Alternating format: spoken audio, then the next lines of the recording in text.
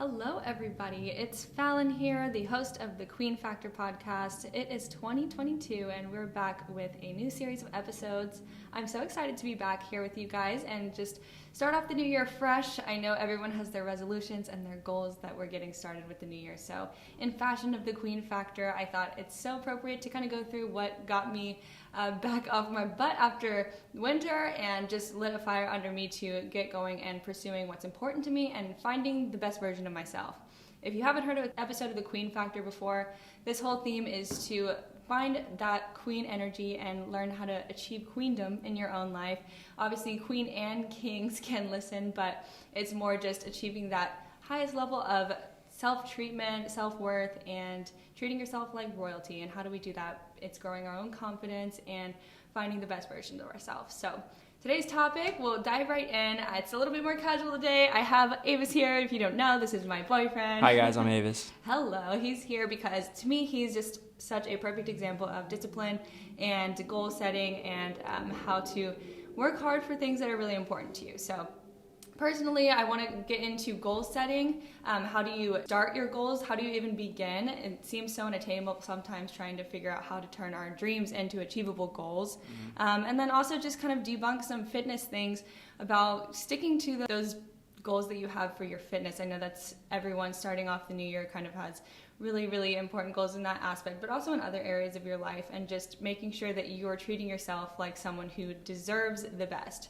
So goal setting, I like to just start on a macro and micro level. If you think about, I just want to lose 35 pounds, that seems something that's so unattainable, but if you were to say perhaps, I want to sweat 5 times a week, that's something that is achievable and something that's realistic. So think about when you're setting your goals that they are realistic, but also think about the time frame. Where do you want to be in 1 year? So that's a large macro goal. And then what are you doing monthly, checking in on yourself to work towards those goals? What are you doing weekly and what are you doing on the daily basis? Because it's about consistency. It's not about what you do sometimes. It's about what you do every single day.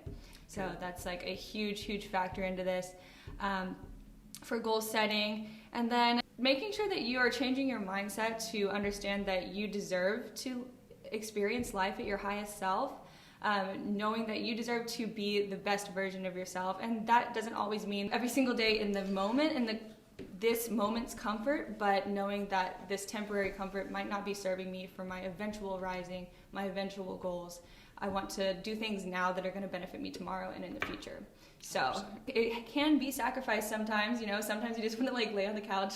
I don't know if you've ever, It's a lot of sacrifice, to be honest. Yeah. It's part of the journey of self-improvement. You got to sacrifice one thing to get to that big goal. You want to understand the difference between motivation and discipline as well, because motivation is just kind of what's going to get you started, which honestly is part of the hardest part, is getting out of that initial slump. If you find that over this last winter you were relaxing, which is fine, we want to enjoy the holidays and everything, or maybe during the pandemic and you couldn't figure out how to finally kickstart yourself into getting to that productivity level.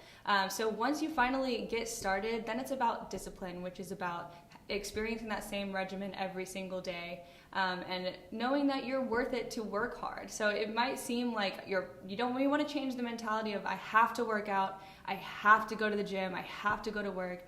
Instead, be grateful, find gratitude. I get to do those things because I know that I'm growing into someone who I'm going to love and feel so much better about in the future. So just hopping into some questions here, what are some tactics that you use to stay motivated? For me, I would say listening to podcasts, that's a big thing. Hearing other people's point of view that have been through it, that are successful at what they do and how they went about going through certain situations in life and to push themselves in those dark moments. That's always motivational. I would also say reading like self-improvement books, any book that's like nonfiction that really gets your head thinking about other possibilities and how you can improve in yourself. That's a big thing. And then working out daily or getting some form of exercise. It's hard at first, but once you get used to it and start doing it, it'll become a habit, and it'll just become reactionary. You'll just do it without even thinking. And then when that happens, that's a really cool thing to have going on for your life too. You touched on two things that are super important. One, to make it easier for yourself to achieve these certain goals is, what are you surrounding yourself with? Who's in your group? Who's in your supportive friend group? Do you have someone who keeps you accountable, or do you have people who are going out all the time, wanting to eat out all the time, and they're doing behavioral habits that aren't what you want and aren't what you see for your future. So change the environment that you're in.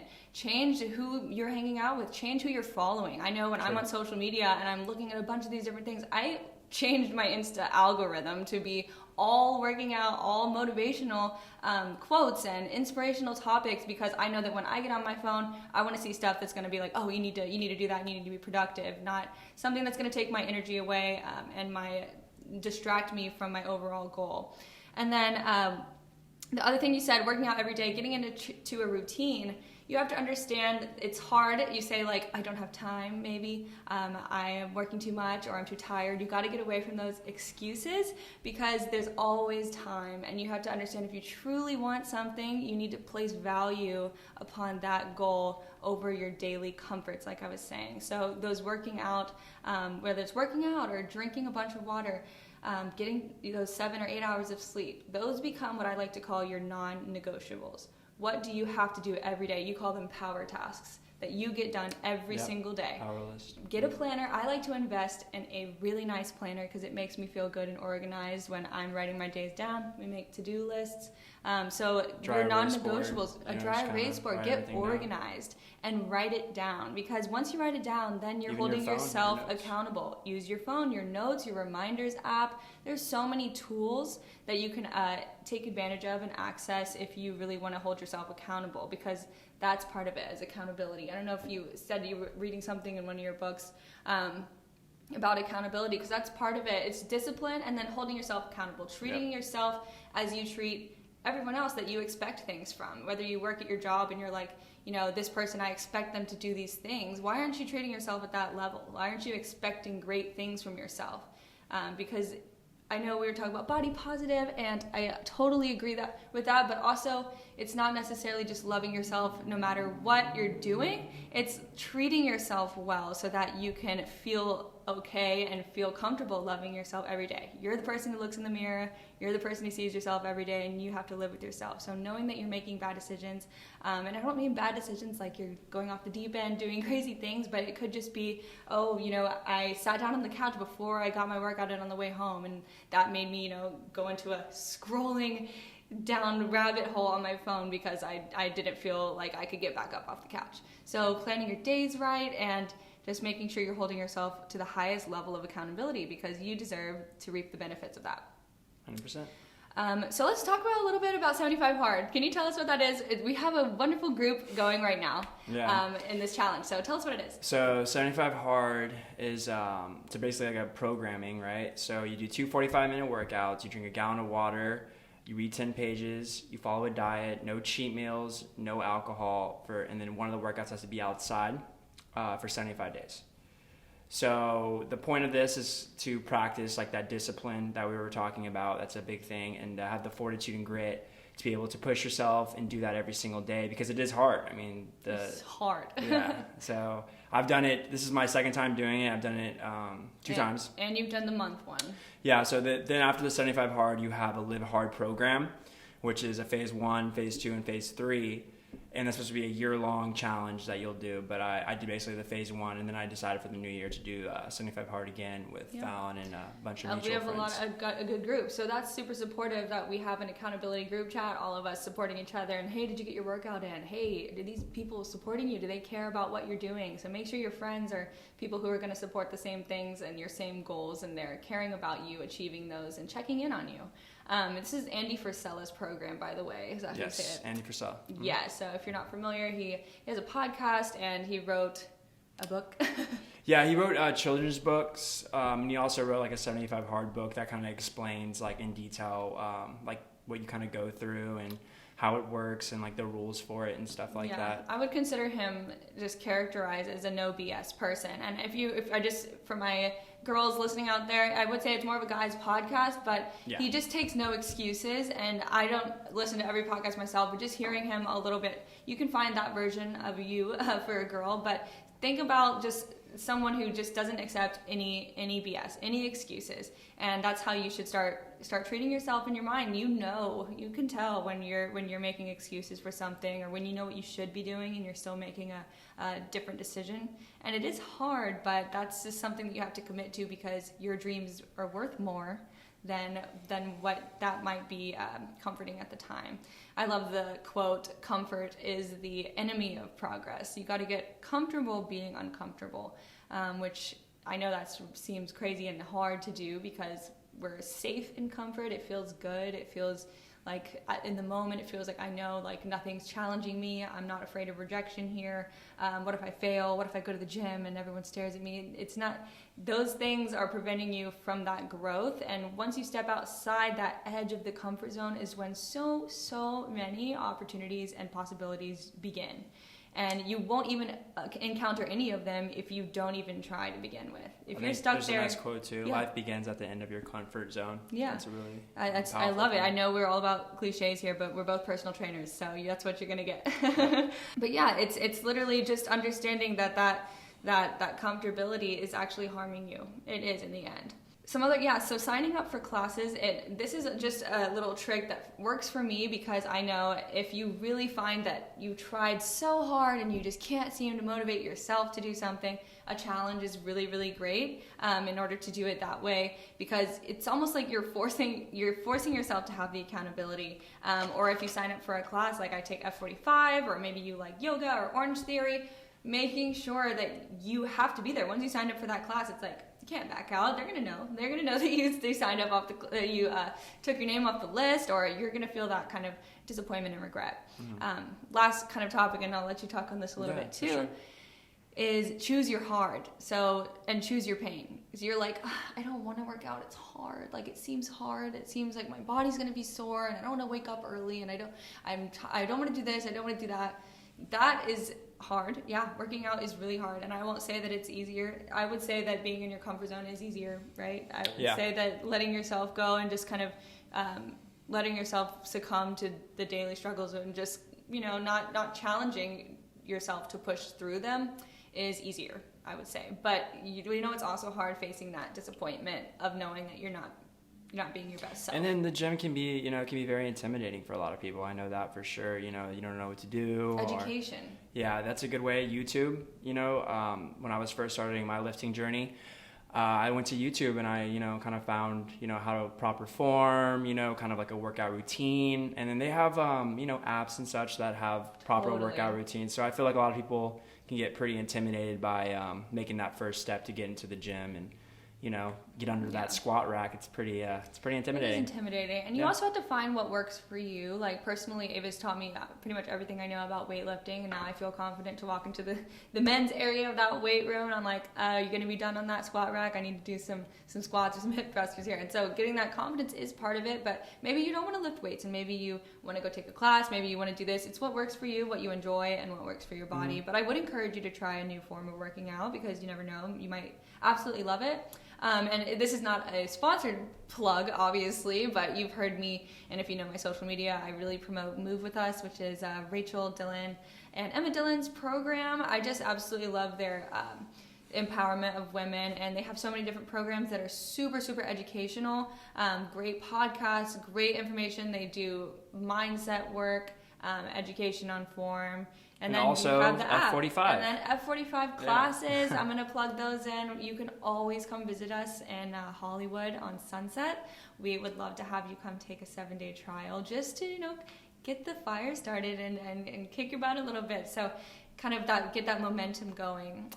Challenges, just like 75 hard, something that you can check off. That's why being productive and holding on to those goals is so important when you write it down, when you can see what you're doing. So then you don't have any excuse to forget it. I had a few more little ideas here, just making sure that you're not thinking about working out and dieting as a punishment. I know we said about having to and getting to. That's more about being grateful that you have 2 legs, that you even get to work out at all, that you have a roof over your head, that you have access to a gym, that you have clean water. So start seeing things in the vision of, wow, what if I couldn't even work out? What if I didn't even have this opportunity? And then take advantage of it. Yeah, gratitude and thankfulness, and you'll find a new way to kind of have a better appreciation for the fact that not every person gets to do that. So you should feel lucky that you get to work, that you get to have a job. So many people are struggling and don't have that and don't have a source of income. So you're like, I really don't want to go to work. Well, think about, this is the roof over your head, and this is something to be grateful for, as so many people don't have it.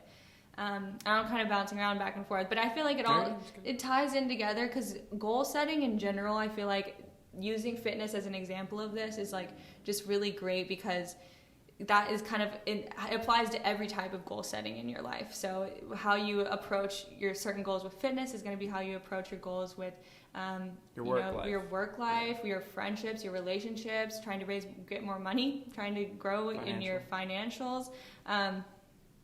When you're finding balance too as well. So I know 75 hard seems very restrictive right now, because we're kind of kicking ourselves into the new year. We're doing no alcohol, 2 workouts a day. So it is a little extreme of a challenge, but it's kind of to get you into knowing that it's not just for phases. It's not just, I'm going to work out because I have something coming up for 2 weeks and then, forget it, I'm done.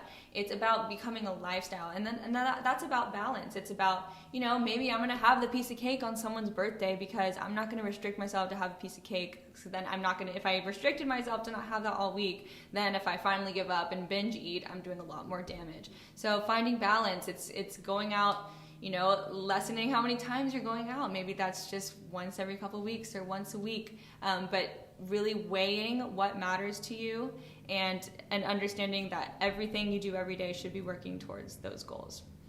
Summarize just a few maybe takeaways you got from a couple of the books you read, because he's been reading every single book.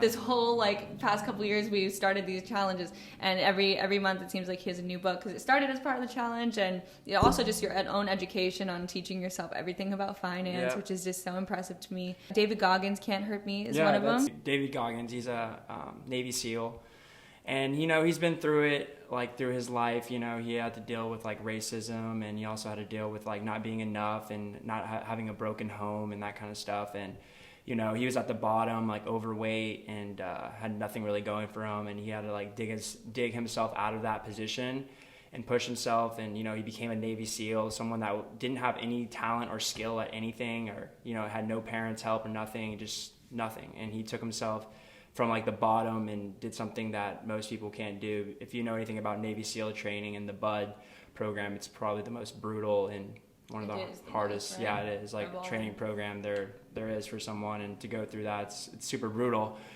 And he didn't do it once, but he did it I believe 2 times or 3. I'm not too sure, right, because he failed. He was injured or something. Yeah, he got injured. So it was 3 times. He was injured the first one, and he got injured the second one. So he had to do it 3 times, and he was so close from finishing both the other times. So he had to go through that 3 times, and then he did so many things outside of that as well.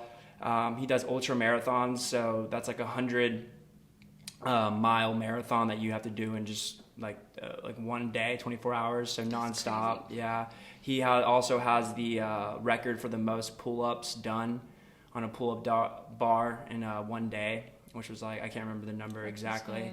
But yeah, that's pretty impressive. And just hearing how he views life, you can learn a lot about that and how you should execute your life as well. Maybe not to that extreme, but, it's really hard for people to get there. But, try to do something close, okay, I want to go a little harder in my efforts of the gym, or I want to, do more work and stay a little longer just so I can get this work done, and, for the goal of a raise or something like that. You can take these little things or these little stories that you hear or you read in books and in podcasts, and you can apply them to your life. Find the relation to your and you can always find some kind of relation. And you're like, oh, well, that doesn't resonate for me. I don't feel like I jive with a Navy SEAL. That seems kind of out of my reading. House, yeah. So you can always find another book, something else that can interest you or something that piques your interest. There's so many different books that you can read. And that was a big thing that for me personally that I really enjoyed, is starting to read and develop in that way and get my brain working, and, just hearing stories and trying to, figure out life. I think that's a big part of living, and finding your routine and, having that discipline to keep executing that day after day is a big thing, because a lot of people want to get better or want to change their life, but, they necessarily don't want to do the work. And, that's a big part of it, and finding how to do that work effortlessly where you want to do it every day. That's another thing. It becomes routine and habit. I think it takes at least 3 weeks for a habit to form, but if it's something you have to do consistently, always growing, finding that balance of growing and physically and mentally. So that's like tying in reading into your regimen while you work out, and they go hand in hand. Like if you are not moving around and expending energy with your body, your mind is not going to be as focused, and if you're not expanding your mind, you're not going to be educated enough to continue to pursue those goals in fitness physically. So it's just finding that balance and achieving those goals every single day. And it's not that you have to do the workout every day. You can have a rest day. Again, finding balance, but understanding what it's going to take to achieve those bigger goals at the end. And then it's also about like longevity, like you don't want to burn out and do too much and then not want to do it anymore. Yeah, because people think like it takes time. Like people think results are going to come immediately. They'll go to the gym once or twice and they'll be like, I don't see any results yet. Or maybe for 2 weeks, I don't see any results yet. I guess I'm just going to quit now. And that's where you really messed up right there, because quitting right there is like, you'll never see those results. So knowing that especially physically with your working out, that's going to take time. Having patience with yourself, being kind to yourself. So maybe you passed up your macros or your calories a little bit for that day. Maybe you overate just a little bit. Don't punish yourself and don't be like, tomorrow I'm going to starve myself and I'm going to work out 3 times tomorrow because I'm going to make up for all that. Nope. We just wipe the slate clean and we start again, and that's about that consistency and that routine. And it's knowing we're all human, but not learning not to punish ourselves, learning not to give up when things get hard. But longevity, finding the balance is so keep going, no matter what, just keep going. That is literally it. Like, just keep swimming. Just keep swimming. I promise. Whether it's any aspect of your life, whether it's your job and you've been working and you want that raise and you want that promotion, keep working hard. When you want to lose that weight or you want to build that muscle, keep working hard. It takes time. Everything takes time, and the biggest takeaway from it is consistency. The motivation gets you started, but the discipline and the consistency is what's going to keep you going. And that's what it becomes. Motivation lasts only so long, and then it becomes that discipline, and then it's just like a habit. You just do it, and you don't even think about it. And then when that happens, then that's pretty cool. And then you get it done. Yeah, and you feel better about it. I know that I'm just going to be honest, after Christmas, I was like, I don't feel like working out that much. I still worked out, but my head wasn't in it. I wasn't focused. I wasn't really paying attention to what I was eating. Definitely overeating during the holidays, sleeping in. I didn't have that discipline at all. And it can come and go. And I even, someone as a trainer who preaches this all the time, like, we are all human, we get into those mindsets. But getting started and getting back up is so important, so that I realize, I'm like, man, I don't know why I was in that rut for those couple weeks, and I felt so bad. And I knew, like, if I just have all the tools, if I just did it, I would feel better. And I thought I was comfortable just not achieving those things, because it was easy, but knowing, like, oh my gosh, once I got back into it, how much better I feel knowing that I'm putting good things into my body and doing good in the gym and actually working on things that are going to better me as a person. So we're going to round it out here. I just wanted to leave it right under 30 minutes, guys. I hope to have Avais back and we can get we're losing sunlight. I had a great time, yeah, for sure. But I want to do one on, like, relationships. I would love to do that. So and we'll always be taking requests, you guys, about what we want to talk about. But I just want to leave you guys with some action items. If you find that this applied to you and you find like you're the person who's felt like you're in this rut, write down your goals, write down your yearly goal. What do you want to be in a year, and then separate it. Try to separate it into increments of every couple months. Where do I want to be better than I was before? Measurable goals, and write them down. And then just some tricks. If you haven't started going to the gym yet, get your clothes out tonight and set it up in the morning. You have no excuse waiting on, what do I wear? Everything's ready, and you walk out the door. Mm-hmm. Getting that workout in the morning, another big tip. So those are my tips and tricks for how I've started my goal setting and my momentum for my resolutions this year. Again, this is what works for me personally, but honestly, it seems to show time and time again that this is the formula in all of these books from the greats, that it's consistency and finding that initial motivation because you know you deserve it. Just gotta get it done. Get it done. Just do it. In the words of Nike. Shia LaBeouf, just do it. But Nike, exactly. Surround yourself with good people. Treat yourself kindly, but understand that you're a queen and you deserve to live your best life. All right, guys, we're going to end it here. All right, and bye. we'll see you in the next one. Happy 2022.